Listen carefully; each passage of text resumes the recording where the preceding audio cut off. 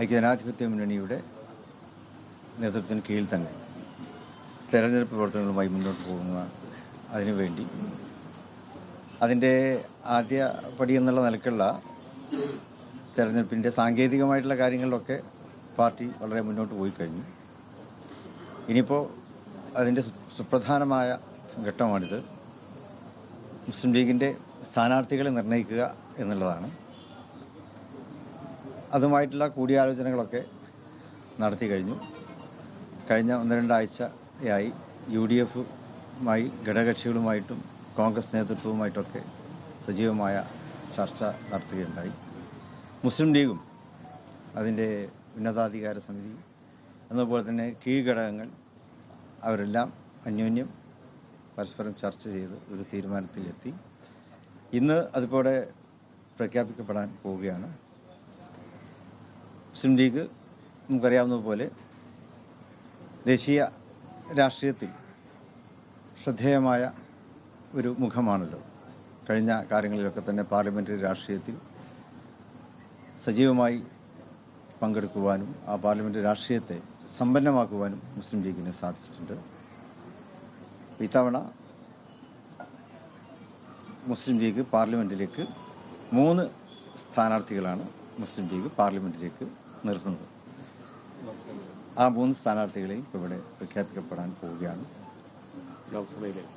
ലോക്സഭയിലേക്കുള്ള സ്ഥാനാർത്ഥികളാണ്. അതിൽ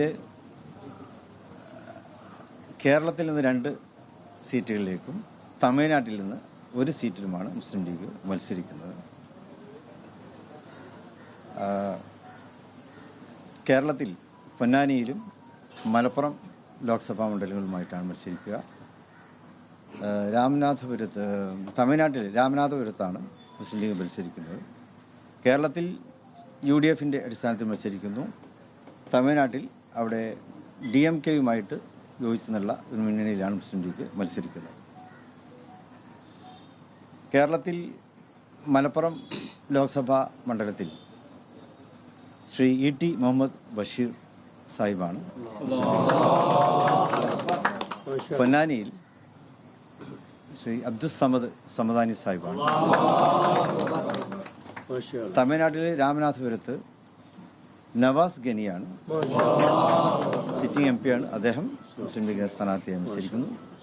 ഇനിയിപ്പോൾ ഈ 3 സ്ഥാനാർത്ഥികളുടെ വിജയത്തിന് വേണ്ടി എന്നതുപോലെ തന്നെ എല്ലാ ദേശീയ തലത്തിലും അതുപോലെ തന്നെ നമ്മുടെ കേരളത്തിലൊക്കെ തന്നെ എല്ലാ മുസ്ലിം ലീഗും കോൺഗ്രസും ഒക്കെ നേതൃത്വം കൊടുക്കുന്ന മുന്നണിയുടെ വിജയത്തിന് വേണ്ടിയുള്ള പ്രവർത്തനങ്ങളിലാണ് ഇനി നമുക്ക് ശ്രദ്ധ കേന്ദ്രീകരിക്കേണ്ടത്.